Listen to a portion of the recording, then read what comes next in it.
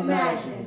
What if Mother Nature was conspiring to get us out of our sleep? To awaken us from a long-forgotten sense of self. And what if the depletion of the ozone and global warming were her methods to get our lives and minds on track? Gently pull back these protective layers, allowing the barrage of cosmic rays to blaze as they enter. Exciting the molecular foundations of our skin. Causing adenines to turn the guanines and proteins within themselves into humble prostrations. Conforming to conformational changes that lead to second messengers infiltrating cells. Unlocking DNA. Long since silenced through assimilation adopted for the sake of survival from the fields to institutionalized education. DNA fighting. Splicing, trying to properly package its message. Its helices adding appendices to ensure that the full story gets told. Reawakening the consciousness of souls destined for divinity. Becoming reacquainted with the reality that we were born with heartbeats that boast balance of royalty. Every cell in our body is a piece to this puzzle. Echoing the songs of our ancestors, our hearts beat to the drum beats that resound even in this day, where history has been rewritten. Timbuktu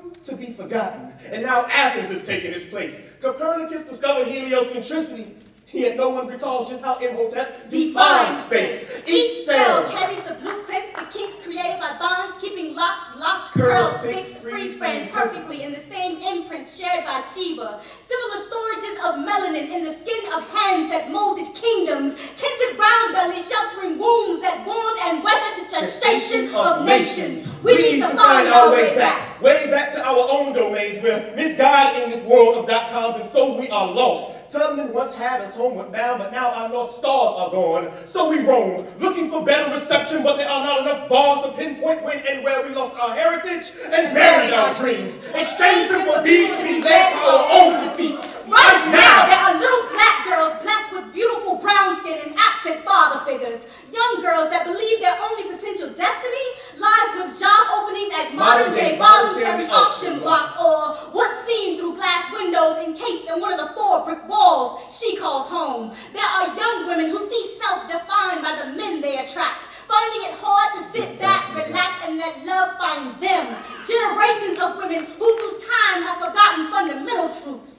That found in every she is a soul that moves nature to pay homage nightly. Somewhere there's a lost boy searching in vain for his legacies to manhood, but he has rooted himself in mediocrity, so he's finding it quite hard to leave that ignorance alone. Therefore, he is eternally prone to become the best of fools, forgetting the definition of wisdom was his name. Honor his garment, and at his feet set the world. The Prometheus to civilization, kidnapped and brutalized, past lives forgotten and now bastardized by those who claim to civilize a peoples already living civil lives, and now we are barely well behaved. We have a problem when little man is idolizing D-boys and drop tops more than his own parents. We have a problem when young women in training anticipate the next bestseller from Kareem Steffens with more enthusiasm than Toni Morrison. We have a problem when boys are getting their lessons in manhood from those who have skipped class. We have a problem when accepting less than what we're entitled becomes the norm. Yes, what if Mother Nature was conspiring to get us out of our sleep?